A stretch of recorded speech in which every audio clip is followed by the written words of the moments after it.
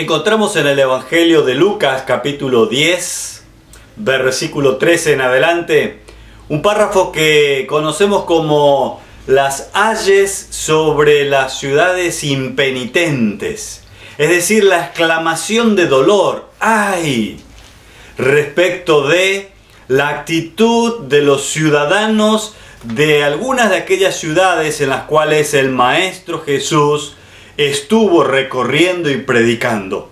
Lucas lo describe de esta manera: ¡ay de ti, Corazín! ¡Ay de ti, Betsaida! Si se hubieran hecho en Tiro y en Sidón los milagros que se hicieron en medio de ustedes, ya hace tiempo que se habrían arrepentido con grandes lamentos. ¡Ay! Esa expresión de dolor, esa expresión que también expresa la tristeza que el Maestro Jesús, el Señor Jesús, estaba viviendo al ver que aquellos entre los cuales tanto Él había hecho, donde había estado predicando, donde había realizado tantas acciones milagrosas, seguían de igual manera en su manera de vivir, despreciando el desafío a una nueva vida, despreciando el desafío de arrepentimiento que el mensaje de Jesús, que el Evangelio del Reino de Dios les estaba presentando. Esa exclamación de lamento de parte del Señor Jesús tiene que ver con el dolor y las consecuencias que al fin y al cabo aquellos habitantes de aquellas ciudades iban a tener que padecer por su desobediencia, por el final que les esperaba al estar rechazando el mensaje de amor, de perdón y de vida en abundancia. Jesús había desarrollado su ministerio, gran parte de su ministerio recorriendo esas ciudades. Y los habitantes de aquellos pueblos despreciaron el llamado a un cambio. Vieron el obrar de Dios, vieron muchos milagros, participaron de muchas de aquellas manifestaciones sobrenaturales al estar el Hijo de Dios en medio de ellos. Pero el corazón de ellos seguía endurecido. El corazón de ellos seguía sin responder adecuadamente a esa invitación de arrepentimiento y de cambio, de volcarse a Dios y comenzar a disfrutar del perdón y la certeza de vida eterna que el mensaje del reino de Dios, que el mensaje de Jesús les estaba ofreciendo. El pensar en estas ciudades y en los habitantes de las mismas nos debe hacer pensar en las muchas oportunidades que nosotros tenemos de escuchar la palabra de Dios, en las muchas oportunidades que nosotros tenemos de relacionarnos y de conocer lo que Dios dice, lo que Dios espera y lo que Dios nos está ofreciendo. Por lo tanto, también muchos de nosotros seguramente que estamos dentro de aquellos que conocemos muy bien y que sabemos muy bien lo que Dios espera. Pero, ¿qué de nuestra actitud? ¿Cuál es nuestra respuesta frente al llamado, frente a la invitación que Jesús nos hace a seguirle? El conocer la voluntad de Dios, el conocer a Dios, es un verdadero privilegio, pero también es una gran responsabilidad. Porque así como ocurre en todas las esferas, cuanto más conocemos, más se nos exige. Cuanto más conocemos de algo, más se espera que también nosotros actuemos en consecuencia. Ahora, nosotros somos conocedores de la voluntad de Dios. Somos conocedores de lo que Dios está pidiéndonos.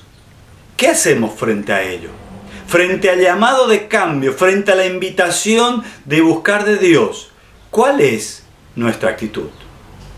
Ver el obrar de Dios y no actuar en consecuencia es muy peligroso. ver el obrar de Dios y no responder positivamente a la palabra de Dios puede ser peligroso para nuestra eternidad.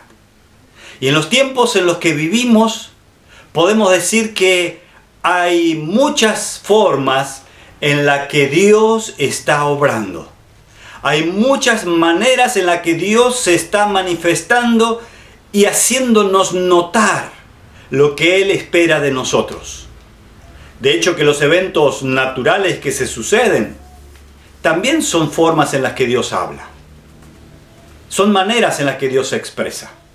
Tal vez las situaciones personales que estamos atravesando sean formas en las que Dios está permitiendo que experimentemos para hablarnos en lo más profundo de nuestro ser y esperar de parte nuestra un cambio de actitud.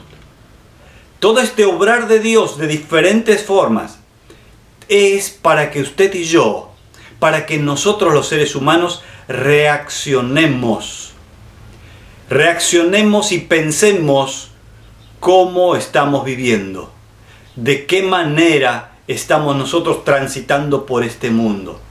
Lo hacemos caprichosamente de acuerdo a nuestros propios intereses, lo hacemos sin prestar atención al obrar de Dios, a la manifestación de Dios, a la voz de Dios expresada también a través de su palabra.